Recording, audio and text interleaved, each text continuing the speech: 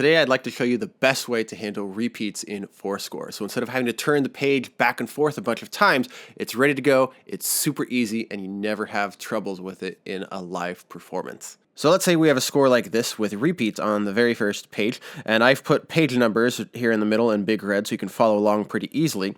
So as I go along, by the third page, I have repeats taking us back to the very first page, right? And so it's quite a bit of a hassle to have to turn back twice to get to this original spot. So my preferred method is to do something like this, but by the time we get to that third page, I have shown clearly that instead I'm going to go forward to the fourth page, and I've made it so that it goes back to the beginning. So all I ever have to do is hit to the right.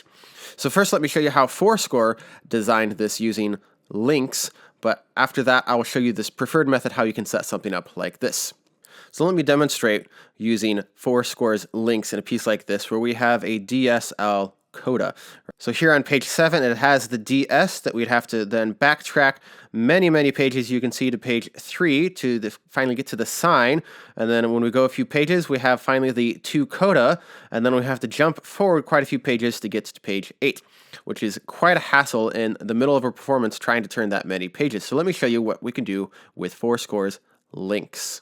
So here we are on page 3. We need to get to this sign. So what we'll do is, again, tap in the middle, bring up the navigation bar, and then in the top right up here we have the toolbox. We'll go down a little bit, and then here we have links, the second one under Annotate mode. So if I click on links, I have the option to set something on the left. If I tap on what's the left, it'll take me to what's on the right. So I'm heading towards what's on the right, which means on the left, I need to go to where that DC al Coda is. So if I go forward a few pages, you can see here is that DC al Coda, right? So this is what I start with. On the left, I click this button, it'll take me to what's on the right. So let me show you that in action here. So I'm going to go up to the top right up here and hit save. So when I get to page 7, when I get to that DC al Coda, you can see there's this big blue button here. It's pretty big. You can hit it with your finger. So if I tap on this, it'll actually take me right to the sign here, which is actually really cool, really helpful. So then when I travel along and then I get to the to coda, I can do the same kind of thing. So I can, again, tap on the middle, bring up the navigation, go to your toolbox here, and you can click on links. And again, on the left is where you'll click. It'll put the button there, and then on the right I can navigate ahead to my coda, and so then I can put that button there. I can hit save, and so once I'm ready to go to the coda that time, I can tap on that button and it'll take me straight to page 8. Super helpful. This works really well. But I have a preferred method that I hinted at earlier, so let me show you how I would set that up. Because the thing with forScore's links is that you have to tap in a very specific spot on the screen to get it to work, and if you miss the circle, sometimes you turn the page instead of needing to jump back 3 pages to the beginning of the repeat. So instead, I'd like to show you a way that you only ever have to turn the page to the right. And what will happen is that if you're using your page turner or using the facial gestures to turn to the right, you never have to tap the screen. You're always going to go to the right. It's just foolproof. No matter where you need to go, you're going to get there, which is exactly what you need in the middle of a stressful performance. You're just ready to go to the right. So let me show you how I prefer to set it up. So again, once you bring up your navigation bar, go to the very top right, and you can bring up this toolbox, and then you can go down to ReArrange mode. So we're going to go into ReArrange. And once we're in ReArrange, you can see my annotations are still there. So you'll be able to see all of your annotations there. And again, I just wrote the page numbers so that we could easily see what's going on. forScore will automatically give you the page numbers. So you can see later in the score, I didn't add the page numbers in red. All right, so you can see it goes all the way up to page 15. Which will be super helpful, and I'll show you in a moment why. So let me show you some of these buttons. We have the option to delete a page, which could be helpful if you wanted to delete something at the front or end of the score that you didn't need. This second button will rotate the page clockwise 90 degrees, which could be helpful if somebody sent you a score and one page was just turned the wrong way. If the entire score was turned the wrong way, you could use these bottom corners to do that. This next button will help you create a new section. Say you had a really large file with multiple works, you could split it up into multiple parts. I'm just going to hit that X because I don't need that right now. This last button is this plus. This is how you can duplicate a page. And this is what we'll want to do, because what's going to happen here is that after page 7 is where it's telling us to go to the sign. And here on page 3 is where the sign is. So what I want to do is duplicate page 3, and then I'm going to drag it down. Again, just tap and hold. And then I can move it. So after page 7, it asks me to go to the sign. It's a little tiny right now, but I can see my blue little marking that I made. And it'll take me to the sign, which means I'll also need page 4, and I will also need page 5.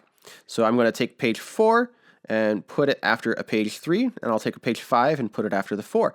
So again, what will happen, it says go to the sign at the end of page 7. It takes me to the sign. I play through the music. At the top of page 5, it'll tell me go to the coda, and there's page 8 taking me right to the coda. So once I've done that, I can go to the top and I'll hit save. You could do save as if you wanted to do a separate document, but I'll just override it for now. So to show you what we've done, again, page 3, this is like normal. Go to page 4, 5, 6 at the bottom of page 7 at the DS. It'll take me to page 3. And then I play through that, and then at the coda, it tells me to go to the coda, so I can just go to the coda on the next page. And I'm not quite done. I want a few reminders of where to start, because in the moment, after going to the DS, I got to remember to do what I have set up. So the first thing I like to do at the bottom of page 7, I'll enter annotation mode. Again, you can tap and hold or just start writing with your Apple Pencil. That should bring it up. So the first thing I'm going to do is I'm just going to give myself a little arrow to remind myself, go forward. You don't need to worry about this. I've set it up to remind myself, because sometimes I forget which scores I've done this to. So then I go to the next page.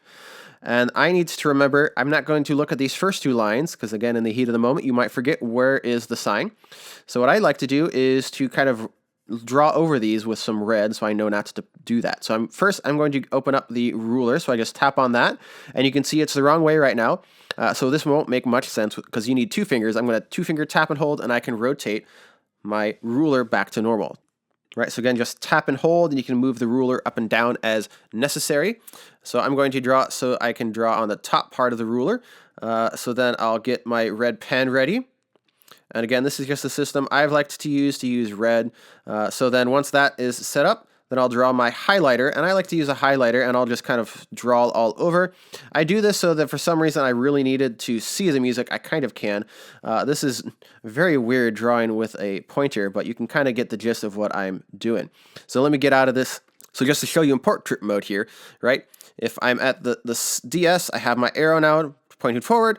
I have all of this beautiful red markings to say don't look at that, just look at where the music is. So on the coda page, I'll do the same thing. I'll get my ruler, tap and hold, move it up a little bit, and then I get my red pen, and I'll draw a line across. Here, my ruler's kind of in the way, so I'll just get that out of the way by tapping the ruler, and it's gone. And again, I'll go to my highlighter, and I'll just draw all over.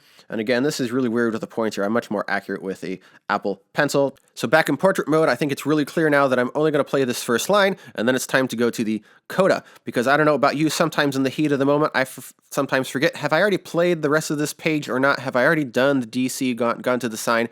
Or is it time to actually go to the coda? And I think it's really clear. So when I turn the page, there is my coda. I am ready to go. So to show you that finished result here, turning to the right each time, never needing to take my hands off the instrument. Even when I get to, say, this DS, again, turning to the right, I know exactly where to start playing. And again, as I'm flipping through when I need to get to the coda, just turning to the right, and there I am, ready to go to the end. For spending some time with me today, I have my free music theory survival guide. Just go to joshring.com/free. Wherever you're at in your musical journey, you'll find it super helpful, so go check that out. Let me know in the comments below, what's your preferred method to handle repeats? Is it forScore's links, or are you going to try this new method where you only have to go to the right? And don't forget about my other forScore videos. I have just an ever-growing set list of videos for forScore tips and tricks for you to try out.